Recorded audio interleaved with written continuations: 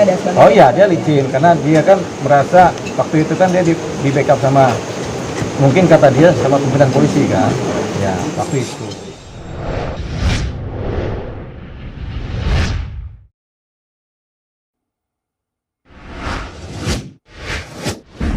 Karena Angel, mohon maaf ya Bang Olive dan hal ini satu circle nih Bang. Ujung-ujungnya ini katanya cuma gimmick, mohon maaf, betul nggak sih Bang? Enggak betul. Jadi Angel ini memang saya masukkan dia ke penjara, ya. Angel saya masukkan ke penjara supaya dia tidak lagi melakukan perbuatan-perbuatan yang bertentangan dengan norma-norma hukum.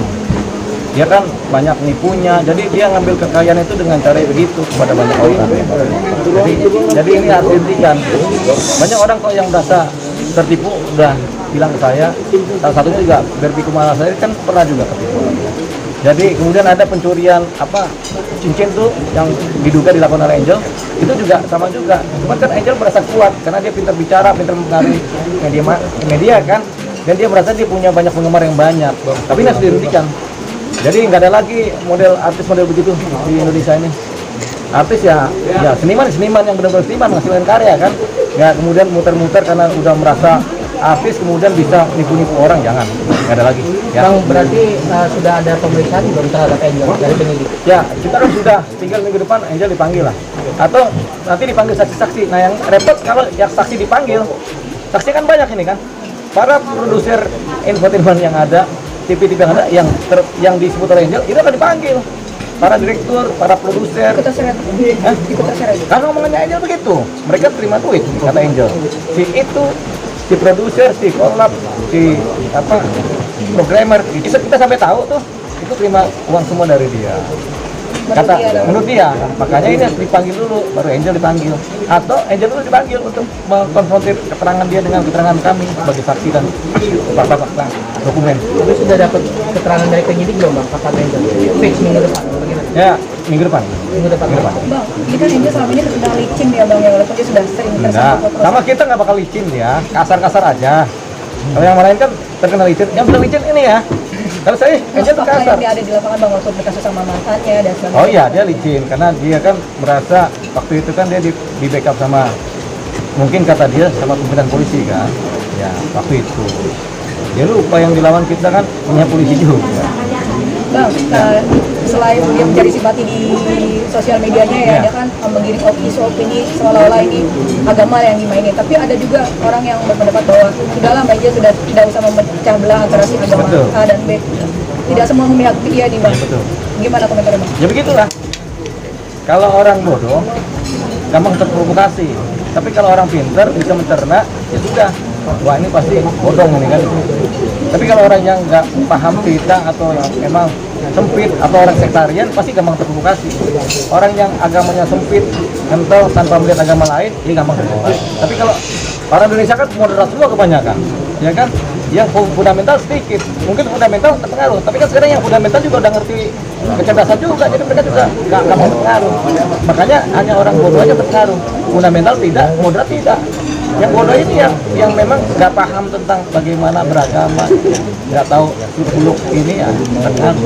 Bang, selain untuk menjebloskan Angel ke dalam penjara ya, itu materinya bisa dibalikin juga nggak sih? Bisa dong. Aneh kan pengacara, suka-sukanya ngambil harta aneh kembali. Harta orang aja bisa kita ambil, apalagi harta sendiri kan begitu. Jadi gini, setelah dia dipenjara dengan putusan inkrah, berkekuatan hukum tetap dia melakukan pidana, oke, itu selesai pidananya dia kan. Kalau kemudian hartanya nggak kembali atau dia ternyata barang-barangnya palsu semua, kita bisa menggugat perbuatan melawan hukum secara perdata terhadap asetnya dia yang ada, yaitu rumahnya, tanahnya, mobilnya, bisa. Akan dikejar sama Bang Olive? Ya kejar dong. Ya iseng-iseng namanya kita berperkara. Hobinya berperkara, kalau nggak ada perkara pusing. Belum ada perkara Angel, kita jalanin aja terus. Tapi Bang bicara perdata kan pasti hitungannya utang piutang nggak sih? Bukan, perdata itu nggak selamanya utang piutang. Perdata itu ada yang namanya perjanjian, utang piutang, dan ini perjanjian itu wan prestasi. Utang piutang juga wan prestasi. Ada yang namanya perbuatan melawan hukum. Ketika dia melakukan penipuan, dia pidana kan, melawan hukum kan. Baru setelah itu kita gugat perbuatan melawan hukum. Perdata PMH ya? Perdata PMH, ya, Bang Ferdi. Bang, perjanjiannya kemarin itu sama Angel Ya. Itu emang hal tertulis apa tidak bang? Iya. Gini, Ada kontraknya nggak sih Bang? kalau sama Angel mengenai perjanjian mana nih? Yang mengenai uang itu yang abang kasih Tidak. gitu. Ini kan orang penipuan itu kan tentunya dia pakai rangkaian cerita dan kebohongan. Dia merangkai cerita dan kita tertarik. Dianggap tertarik lah, kita menyerahkan uang. Sehingga kalau kita tanya perjanjian ke dia juga nggak pernah ada. Jangan bang, nggak usah pakai perjanjian. Kita yang penting saling percaya aja kan begitu. Tapi ada bukti lain selain perjanjian bicara kan mesti ada rekaman kah atau bukti video kah? Bukti chatting WA ada. Udah kita serahkan ke penyidik semua. Jadi bukti WA ada. Hitam data putih nggak ada ya?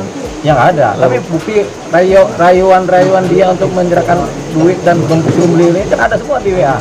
Bukti transfer juga abang ada? Hah? Jadi transfer ke mana? Ada bukti transfer ada. Ada yang kita kasih dalam bentuk dolar, ada yang kita kasih dalam bentuk apa rupiah tapi transfer.